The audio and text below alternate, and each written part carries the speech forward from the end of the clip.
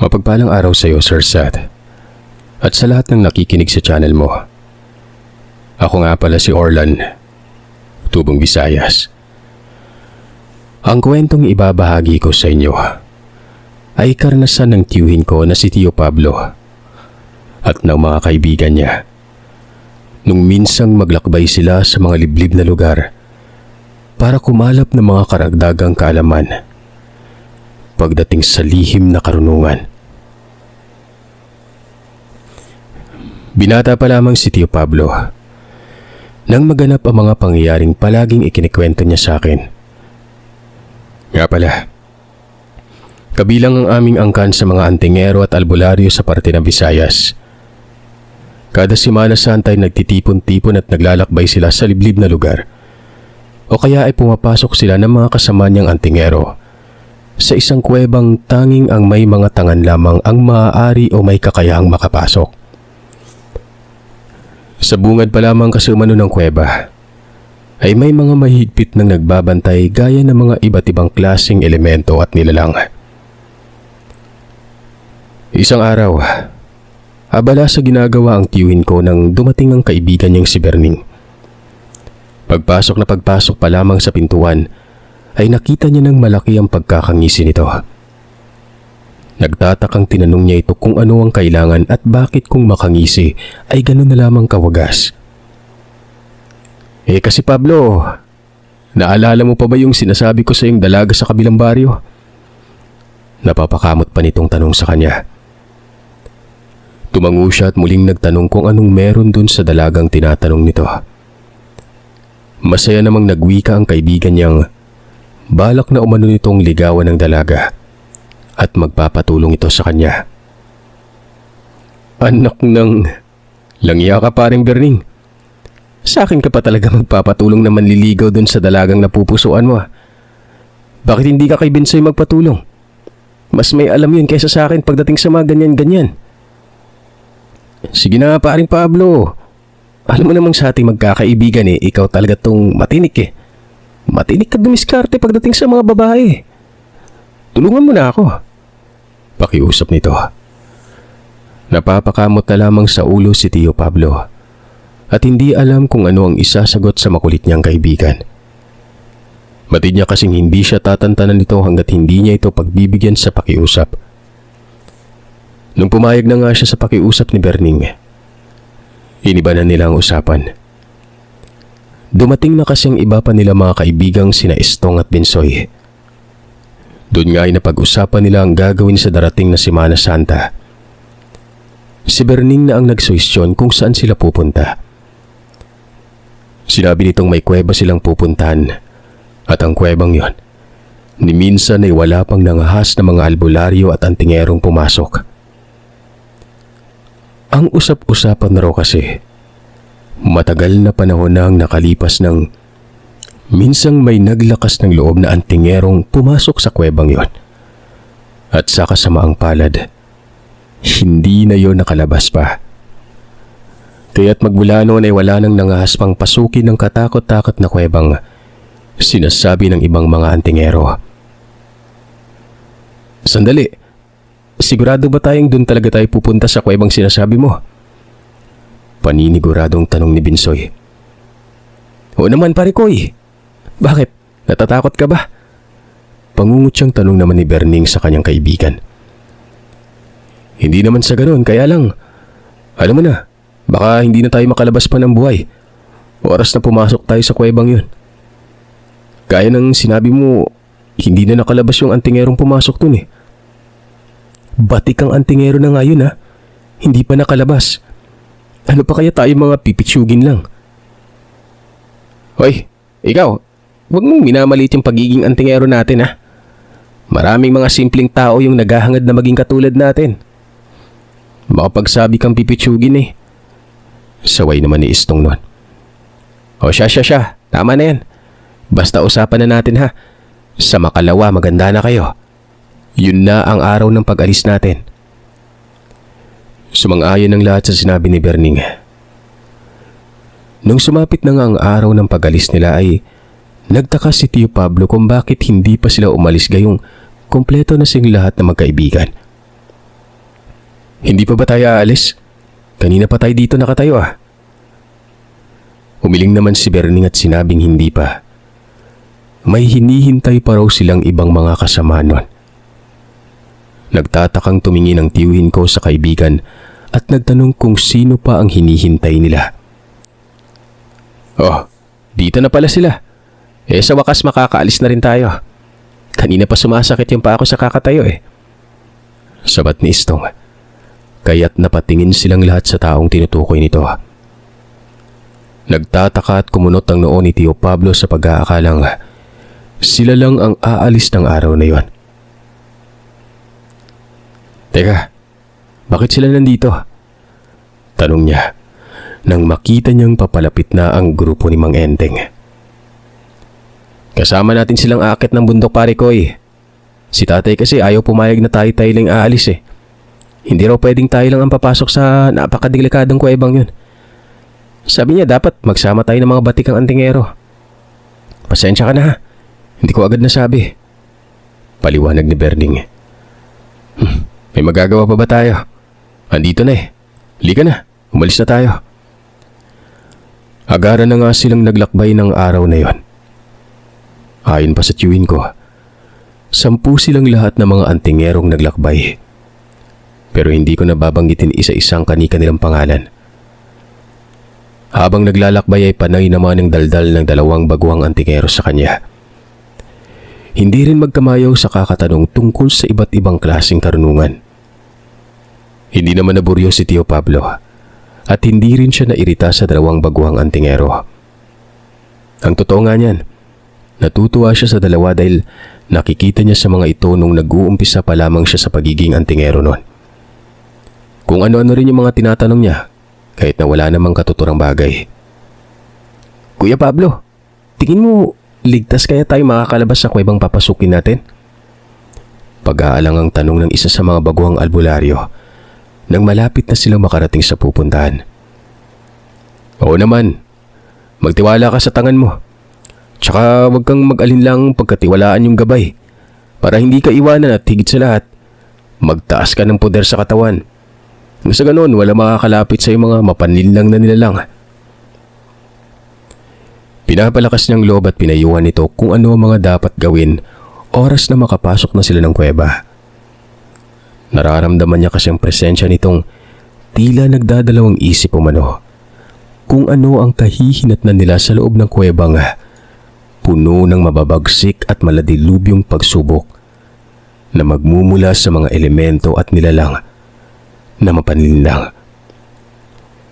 Bago nila marating ang rurok ng kuweba at makuha ang mga bagay na pwede nilang mapakinabangan sa pagiging antingero. Alam ng tiyuhin ko na hindi madali at mahirap ang kanilang gagampanan. Oras na makapasok na sila sa loob ng kuweba. Walang kasiguraduhan kung makakalabas pa ba sila ng buhay nun. Inamin ng tiyuhin kong nakaramdam din siya ng takot sa sarili. Pero hindi siya nagpadaig sa agam-agam na nararamdaman. Ikaw na yung bahala sa akin. Huwag mo akong papabayaan kapag naroroon na tayo sa loob ng kuweba. Bulong niya habang mahigpit ang pagkakahawak ng medalyon ng 7 arkanghel na tangan-tangan niya noon. Batid niyang naririnig siya ng kanyang gabay. Kaya't muli ay nagwika siya ritong tulungan siyang makuha ang mutya na nararapat para sa kanya. Kuya Pablo, ayos lang po ba kayo?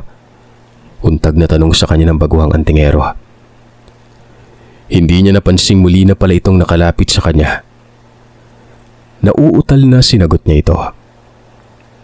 Nang nasa bungad na sila ng kuweba ay nag-alay na muna sila ng dasal at matinding ritual. Bilang respeto sa mga elemento at nilalang na nagbabantay sa kuwebang yun. Nagtaas na rin sila ng mga kanya-kanyang poder sa katawan at sa bulag.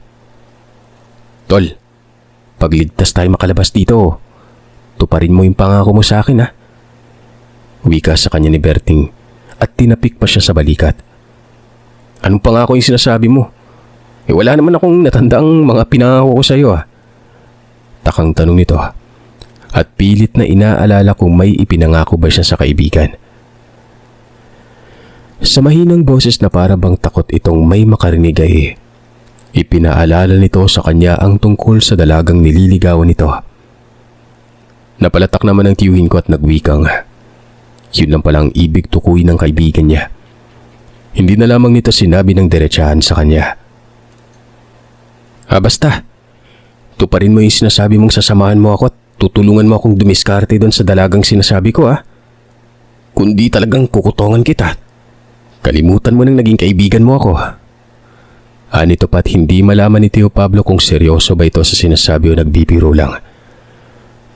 Oo na, tutulungan na kita. Kahit na araw-arawin pa nating punta niyang liligawan mo at susuyuin parang sagutin ka Baka sa mukha ng kaibigan niya ang saya at kagalakan matapos niyang sabihin yon. Nang magsalita si Mang Enteng ay tumigil na sila sa pag-uusap. Ano? Handa na ba kayo? Tanong ni Mang Enteng sa kanila matapos magritual. Handa na po kami, Mang Enteng. Tugon niya. O nga po, nakaraan pa kami nakahanda at handang-handa na. Singit ni Berning. Kung ganon, taray pumasok na tayo. Nga pala, mag-iingat kayo at hanggat maaari, kunin nyo lang ang nararapat na para sa inyo. Huwag maging gahaman dahil nakakamatay ang pagiging gahaman at sakim. Bilin sa kanila ng matandang antingero nun. Halos sabay-sabay silang sumang-ayon at nangako sa batikang antingero. Sa unang bahagi pa lamang ng kuweba, labis-labis na mga pagsubok na pinagdaanan nila. Naroroong may nakasagupa silang malaking nilalang na kalahating hugis tao at kalahating hugis ahas umano. May bitbit itong malaking sibat at kaagad na ibinato yun sa kanila. Dahil sa gulat at pagkabigla ay hindi na nakailag pang isa sa mga albularyo, kaya natamaan yun sa balikat. Mabuti na lang at mataas ang poder nito sa katawan at may kasama itong gabay kaya hindi yun lumapat sa kanyang balikat nun. Toontang patola to. Akalain mo ba nang sibatin ako? Kung gawin kaya kitang kilawin dyan? Galit na wika ng kasamahan niyang kamuntikan na matamaan nun. Pasalamat kang walang hiya ka at hindi ako nasugatan. Sumigaw naman ang pinakamatandang antingero na si Mang Enteng nun at sinabihan silang wag na umanong tutunganga. Kumilos na kaagad sila bago pa man sila maunahan ng nilalang. Tulong-tulong na nga nilang kinalaban ng dambuhala at napakalaking nilalang na yon. Nahirapan sila gawa ng napakaligsi umano kumilos nito. Hanggang sa nakaisip ng paraan si Mang Enteng.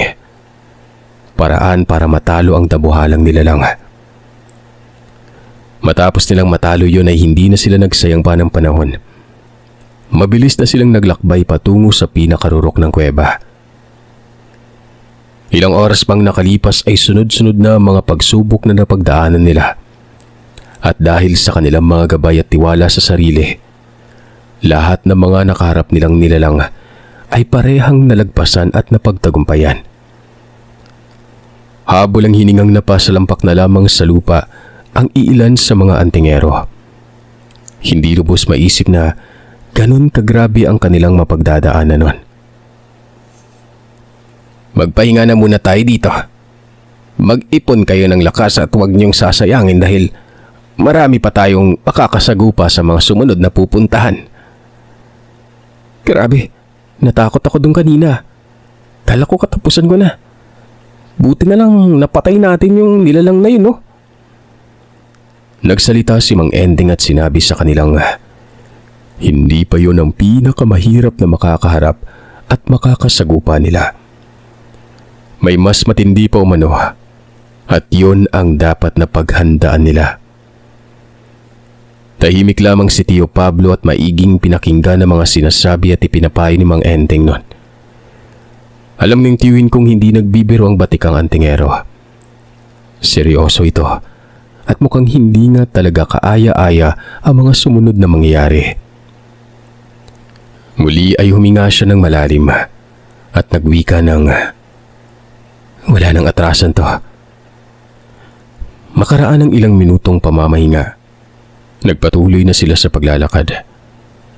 Habang lumilipas ang ilang minutong paglalakad ay ramdam na ramdam ni Tio Pablo ang pag-init ng medalyong suot-suot niya. Para yung unti-unting nagbabagang uling na dumikit sa kanyang balat.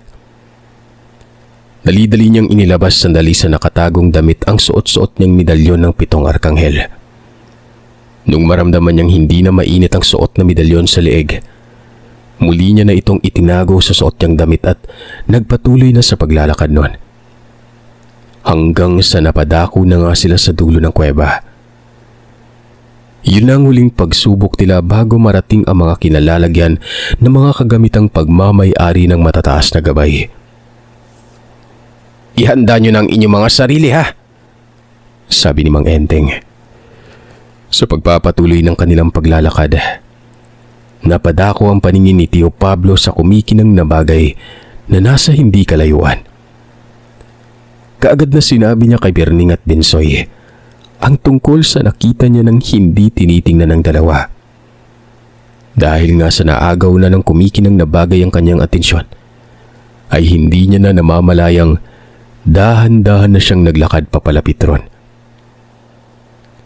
Maya-maya pa, nang medyo malapit na siya ay mabilis niyang nasipat ang isang makisig na lalaking may mahabang buhok. Nakatayo yun sa gitna ng nahahating malaking bato habang hinahawakan ng kumikinang na bagay na kulay asul sa kamay nito. Hindi niya maiwasang mamangha sa hawak-hawak ng lalaking yon. Pakiramdam niya ng mga sandaling yon. Parang nahipnotismo siya nung tumingin sa kanyang lalaki. Mabuti na lamang at narinig niya ang bulong ng isang babae sa tapat ng kanyang tenga. Kasabay ng biglang pag-init muli ng kanyang dibdib. Gawa ng medalyon ng arkanghel na bigla na lamang uminit nun. Tila ba nagising siya sa panghihipnotismong yon. Nang tingnan niya ang dibdib niya at hawakan ng suot na medalyon, mabilis niya yung nabitawan sa sobrang init. Akmang magsasalita pa sana siya nang sa bigla na lamang niyang narinig na nagkakagulo na sa kanyang likuran. "Sandali! Ano ginagawa mo sa mga kasama ko?" tanong niya sa nilalang. Nakikita niyang naglalaban-laban sa isa't isa ang mga kasama niyang albularyo. Bakas sa muka ang pagtataka ng nilalang nang tumingin ito sa kanya. Kumante ng masamang titig si Tio Pablo. Hindi siya nagpadaig sa nilalang. Pero ilang sandali pa ay nasipat niya ang isa pang nilalang na mas nakakakilabot ang wangis doon. Punong-puno yun ng balahibong mahaba sa buong katawan. Dali-dali itong sumugod sa kanya. Bago pa man siya makakilos at may handa ang sarili ay sinakal na siya ng nilalang na yon. Nagpumiglas siya at pilit na kumawala pero kahit na nung pagpupumiglas ang gawin niya, ay mas lalo namang hinigpitan ng nilalang ang pagkakasakal sa leeg niya. Ang buong akala ni Sir Seth, malalagutan na siya ng hininga ng mga oras na yon. Pero muli na namang may bumulong sa kanyang tengang hugutin niya ang punyal na nasa bulsa niya at yun ang gamitin niyang pangsaksak sa nilalang na sumasakal sa kanya. Bago pa man mandilim ang paningin niya, mula sa pagkakasakal, ay mabilis niya nang kinapa sa bulsa ang punyal na yon. At noong makapa, walang pag-aalinlangang sinaksak niya sa dibdib ang nilalang na sumasakal sa kanya. Ilang beses niya pang paulit-ulit na ginagawa yon hanggang sa mabitiwan na siya nito. Pagkalagapak niya sa lupa, ilang beses siyang napaubot humugot ng malalim na hininga bago umayos ang pakiramdam. Nang tingnan niya ang nilalang na sumasakal sa kanya, ay wala na yung buhay na nakasalampak sa lupa noon. Kahit siya, nagtataka kung paanong napunta ang punyal sa kanyang bulsa gayong tandang-tanda niyang nasa loob yun ng bitbit niyang bag. "Ikaw ang nakapasa sa aking pagsubok." Nakangiting wika ng nilalang na may hawak-hawak ng kumikinang na bagay. Nagugulo ang nagtanong siya kung ano ang ibig nitong sabihin. Anong pagsubok ang pinagsasasabi nito? Sa mahinaong boses ay sinabi ng nilalang sa kanyang mapangahas silang pumasok sa teritoryo nito. At siya ang napili ng mutiyang matagal na panahon na nitong pinangangalagaan. Marahang lumapit sa kanyang nilalang. Habang papalapit ng papalapit ito sa kanya, ay tila ba may kung ano sa mga mata niya ang biglang pumasok nun. Napuwing siya. Nanlabo ang kanyang paningin. Dahilan para hindi niya makita ng malinaw ang nilalang. Takot na takot man ay nilakas niya ang loob niya. Nang mahawakan na siya ng nilalang sa kamay ay bahagya siyang nakaramdam ng sakit. At tila ba may malakas na bultahe ng kuryente umano. Ang tuloy-tuloy na dumadaloy sa buong katawan niya. Dahil sa pagkabigla at sakit na nararamdaman ay hindi niya na napigilan pa ang sumigaw ng ubod ng lakas nun. Ikaw ang napili ng mutyang pinangangalagahan ko. Tanggapin mo ito at pakaingatan. Gamitin mo sa mabuti at huwag abusuhin. Noon pa man, ramdam ko nang darating ang panahon na magkikita tayong dalawa. Kaya pinaghandaan ko na at pinalakas ang isang bagay na alam kong malaki ang maitutulong nito sa iyong pang-araw-araw na gawain. Wika ng nilalang sa kanya nang medyo mahimasmasa na siya at noong tingnan niya ang bagay na sinasabi nito. Nakalapat na yun sa kanyang kamay. Nababatid niyang doon nang gagaling ang kakaibang lakas na dumadaloy sa kanyang katawan. Natameme siya at hindi makapagsalita. Nanatiling nakatingin lamang siya sa mutyang binigay ng nilalang na yon. Pakaingatan mo ang ipinagkaloob kong mutya. Dahil yan ang magbibigay ng kasaganahan sa iyong buhay at magbibigay ng lakas at kakayahan ng sa ganon ay makatulong ka sa maraming taong may sakit. Matapos ang kaganapang iyon ay bumalik na sa katinuan ng mga kasama ni Tio Pablo. Takang-taka pa mga yon kung bakit marami silang sugat na natamo, gayong wala naman silang natatandaang may nakalaban silang nilalang. Sinabi ni Tio Pablo ang mga nangyari. Matapos niyang ipaliwanag ng malinawan sa mga kasamahan, ay doon pa lamang nasagot ang mga katanungan ng mga ito. Maya-maya pa'y sumigaw si Berning at tinawag silang lahat nun. Mabilis naman silang tumakbo papalapit dito. Nung tuluyan na silang makalapit, ay hindi na maganda o gaga sa pagkuha ng mga mutya at anting-anting si Berning. Agara namang sumunod ang mga kasama ni Tio Pablo pero hindi na siya nakigulo pa sa mga ito. Matapos kunin ng mga kasama niya ang kung anong nararapat sa mga ito, nagmadali na silang lumabas nun. Kahit na maraming pagsubok ang napagdaanan nila at halos magpatayan na sa loob ng kuweba ay masaya naman silang naglakbay ng pababa ng bundok. Diyos ko, mabuti naman at nakauwi na kayo. Grabe ang pag-aalala ko nung malaman ko mula sa ina ni Berning kung saan kayo pumunta. Kamusta? Nagtagumpay ba kayo sa pinuntahan nyo? Nakuha nyo ba yung gusto nyo? Maluhaluhang wika ng lola ko nun nung makauwi na si Tio Pablo sa bahay. Nahihaayos lang po. Sus, parang di mo naman kilala yung anak mo. Kailan ba ako umuwing talunan at walang dala? Pagmamayabang pangwika ni Tio Pablo. Napawi ang pag-aalalang nararamdaman ng kanyang ina nung makumpirmang nasa maayos nga talaga siyang kalagayan. Sa kinagabihan ng araw na makauwi siya, doon niya ikinuwento sa pamilya niya kung ano-ano ang mga napagdaanan nila sa loob ng kuweba. Natuwa naman si lolo ko matapos malamang na pagtagumpayan ni Tio Pablo at siyang napiling pagkalooban ng napakahalagang bagay ng nilalang na nagbabantay ng mutyang yon. Bago sila natulog, may mga ipinayo pa sa kanya ang lolo ko na kung ano ang mga nararapat gawin. Sinabihan rin siya nitong huwag ipagyabang ang kauna-unahang bagay na ipinagkaloob sa kanya ng kalikasan. Alam ko na po yan, tay. Huwag kayo mag-alala. Hindi ko aabusuin yung mutya to. Pinagkulob sa akin to at sa mabuting pamamaraan ko lamang ito gagamitin. Makalipas ang ilang araw, napansin ng tiyuhin kong tila parami na ng parami ang mga taong may sakit na lumalapit sa kanya.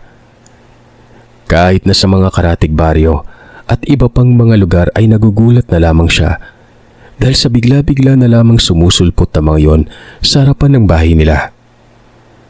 Tuloy ay naging abala na siya at hindi niya natupad ang ipinangako sa kaibigang si Berning. Batid niyang nagtatampo na sa kanyang kaibigan dahil puro na lamang siya palusot, kaya hindi niya ito masamahan. Isang araw, kasalukuyan siyang nakatambay malapit sa bintana at nagpapahangin nun nang may natanaw siyang 3 lalaking naglalakad patungo sa bahay nila. Karay-karay ng dalawa ang isang lalaki at mukhang hirap na maglakad yon. Saglit na tinitigan niya ang isa sa mga lalaking umaalalay dahil pamilyar sa kanya ang mukha nito. Teka, si Berning ba yun? Sino yung mga kasama niya? Nang papalapit pa lamang ang mga ito sa bahay nila ay ramdam niya na kaagad kung ano ang nangyari sa binata. Nang makalapit na nga ng tuluyan ng mga ito, nag-utos na siyang ihiga ang binata sa banig at nang maumpisa na ang gamutan. Pare koy, kilala mo ba sila? Tanong niya kay Berning. Tumango si Berning at nagwikang kapatid ng dalagang nililigawan niya ang lalaking may sakit at tatay naman ito ang kasama niyang umaalalay. Pare koy, alam kong isa ka magaling na manggagamot. Bilib ako dun. Kaya nga dito ko sila dinala dahil alam kong kayang-kaya mong gamutin yung kapatid ng dalagang nililigawan ko eh. Pero ganun pa man, pare koy, makikiusap ako sa yung gamutin mo yung kapatid niya. Sige na. Habang pinagmamasdan ni Tio Pablo ang kaibigan, hindi niya maiwasang maawa nun. Kamagalala pare koy, sisikapin ko magamot yung kapatid ng nililigawan mo para naman makabawi ako sa'yo. Di ko kasi natupad yung pinangako ko sa'yo nung sasamahan kitang umakyat ng ligaw eh. Agaran niya ngang ginawa ang proseso. Sandali siyang nag-usal ng mga lingwahing pambakod sa katawan at pagkatapos ay pinikit niya ang mga mata at nakipag-usap siya sa gabay ng mutyang ipinagkaloob sa kanya. Gaya ng nakagawian, bago siya sumabag sa gamutang gagawin ay mahinahong kinakausap niya muna ang gabay kung ano ang mga nararapat niyang gawin. Sa pagdaan ng ilang minuto ay inumpisahan niya ng suriin ang binata. Nakita niyang maraming mga nilalang ang gumagambala sa binata nun. Ayon kay Tio Pablo, lungting na niya ang likuran ng binata. Ay halos malata na yun at noong umusal siya ng orasyon, ay narinig niyang halos masuka-suka na ang ama ng binata ng malinawang nakikita ang napakaraming nagkukumpulang uod. Mukhang may nagawa kang malaking kasalanan ano? Kaya ginawa sa'yo ng mangkukulam to? Tanong nito. Hindi makatingin ng diretso sa kanya ang binatang nagngangalang Naldo na para bang natatakot. Natatakot itong may matuklasan siyang kakaiba. Dahil sa iba-iba mga nilalang na gumagambala sa binata at may demonyo pang nakabantay. Kaya ang ginawa niya ay pinahawak niya sa binata ang medalyon ng Arkanghel. Alam niyang oras na mahawakan ng ibang tao ang kanyang mga kagamitan. Maaring mabawasan niyo ng bisa o kaya'y mawalan. Pero ayos lamang yun sa kanya. Kaya niya namang buhayin ulit ang medalyon.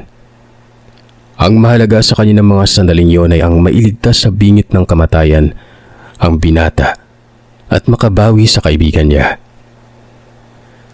Tahasang sinabi niya sa binatang malakas ang nararamdaman niyang may nabuntis ito at hindi nito pinananagutan kung kaya't nagpupuyos sa galit ang pamilya ng babae. Umabot na nga sa puntong ginawan siya ng hindi maganda. Muli, hindi na naman nagsalita ang binata pero ang ama nito ay Nararamdaman ni Tio Pablo na nagpipigil lamang sa galit dahil sa pagkabigla ng mga sinabi niya. Agaran niya ng inusalan ng mga nabubulok na sugat ng binatang yon. Habang ginagawa niya ang panggagamot, ay pinaalalahanan niya ang binatang hawakan umano nitong maigi ang medalyon. Nang sa ganoon ay walang mga masasamang elemento at nilalang ang magtatangkang lumapit dito. Tanging pag-ungot lang naman ang naging sagot ng binata sa sinabi niya. Una niyang inalis at pinatay ay ang mga masasamang nilalang na nagbigay ng sakit sa binata. Pagkatapos ay sinunod niya na ang demonyong naging mata ng mangkukulam para malaman kung ano na ang nangyayari sa binatang yon. Sa pagdaan ng ilang sandali ay halos maligo na siya sa pawis. Sa kadahilan ng isa sa pinakamataas na uri uman ng dyablo ang ibinigay na gabay ng mangkukulam sa binatang ginagamot niya. At sa kamalas-malasan pa ay malapit ng kunin ng nilalang na yon ang kaluluwa ng binatang ginagamot. Kung hindi nyo kasi na itatanong, sobrang napakapayat na ng binata. Humpak na ang pisngi at halos lumuwa ng mga mata. Marami na ring mga nagsisipagtubo ang butlig-butlig sa buong katawan. Naaakalain mong may sakit itong ketong na nakakahawa nun. Hanip ka talagang alagad ni Satanas. Sa dinami-rami ng nakalaban ko mga katulad mo. Abay ikaw lang yung nagmamatigas animal ka. Umusal ito ng panalangin. Humingi ito ng tulong. At naway dinggin siya ng gabay ng mutsyang ginagamit niya sa panggagamot. Ilang sandali pang nakalipas ay tila ba may bultahe ng kuryente na namang bumabalot sa kanyang katawan. Nakaramdam siya ng kakaibang lakas nun. Alam niyang sa pagkakataong yon ay dininig ng kanyang gabay ang mga panalangin niya. Kaya ganun na lamang ang nararamdaman niya. Biglang nanumbalik ang kanyang sigla. At mas lalo pa umanong dumoble ang lakas na nararamdaman niya noon. Maya-maya pa ay sigaw na ng sigaw ang kaluluwa ng mangkukulam na pinasapi niya sa katawan ng binatang yon. Wala na kasi siyang ibang maisip na paraan pa kundi ang hulihin na lamang ang kaluluwa nito. Gawa ng ayaw nito sa saktong usapan. Gusto mo talaga ng paspasan ha?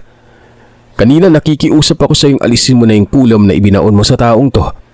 At wala akong pakialam kung ano man ang namamagitan sa inyong dalawa o anumang problema nyo. Pero talagang sinasagad mo ako ha. Masyado mo akong pinahirapan sa mga alagad mo. Sa tingin mo ba basta-basta mo na lang ako magagapit tanda? Walang tigil sa pagmumura ang mangkukulam. At nararamdaman niyang pilit pa rin itong nagpapakawala ng mga orasyong pangkalas ng kaluluwa. Hindi naman hinayaan ni Tio Pablo na maisaan siya ng mangkukulam. Kaya't doble ang pamakong ginawa niya sa katawan ng pasyente. Nang sa ganon, hindi makawala ng ganun-ganun na lamang ang mangkukulam na ito. Sandali. Bakit ka ba nagmamadaling makawala tanda?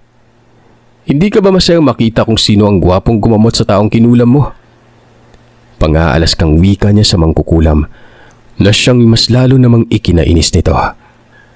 Sigaw ito ng sigaw at pinagbabantaan siyang oras na makawala umano ay sisiguraduhin itong hindi na siya aabutan pa ng kinabukasan. Abat talagang pinagbabantaan mo pa talaga ako ha? Tingin mo matatakot ako? Dahil sa ginawa niya ay doon na sumabog lalo sa galit ang matanda. Sinabi nito kung bakit nagawa nitong kulamin ng binata. Winasak ng lalaki niya ng buhay ng anak ko. Kaya pagbabayaran niya ang lahat. Nanlilisik ang mga matang sigaw ng mangkukulam at nagbigkas na ito ng mga orasyong pamarusa at pamatay. Mabilis namang kinontra ng tiyuhin ko ang pinakawalan ng matandang yon. Kaya't hindi na natuloy pa ang pagpapalipad hangin ng matandang mangkukulam sa mga taong naroroon sa loob ng bahay. Mabilis niyang binakuran ng orasyon ng kabuuan ng bahay para walang tigal po o pagpapalipad hangin na magaganap. Teka, sandali, nasan ka na? Bakit puro liwanag na lamang ang nakikita ko? Nasisilaw ako. Sino yung malaking taong yan? Nasaan ka, duwag na albularyo? Huwag kang magtago sa taong yan. Nasisilaw ako. Wala nang ginawa ang mangkukulam kundi ang magwala at magsisisigaw na lang. Natataranta na ito dahil sa wala rin namang katuturan kung makikipagdiskusyon pa siya sa matanda nun. Dahil kahit anong gawin niyang pakiusap, desidido na talaga itong kitilan ng buhay ang binata. Hindi na rin siya nag-alinlangan pang wakasan ang buhay ng matandang mangkukulam bago pa mahuli ang lahat at mapatay nitong binata. Kung sana'y pumayag ka sa kagustuhan ko mag-usap ng harap-harapan at pagkasunduan yung nararapat, hindi mo sana sasapitin yung nangyari sa'yo.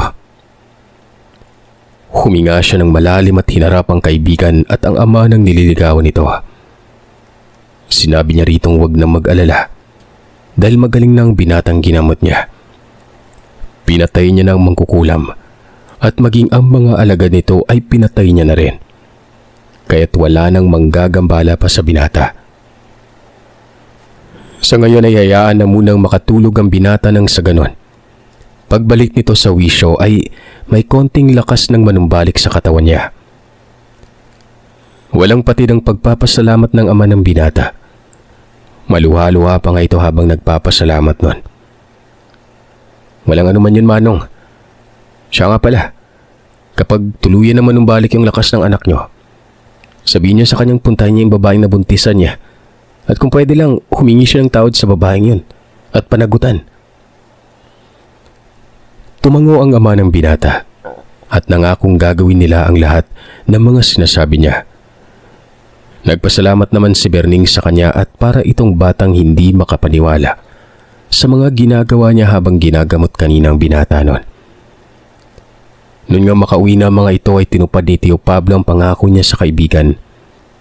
Sumama siyang pumunta sa bahay ng dalagang nililigawan nito para tulungan itong dumiskarte nun.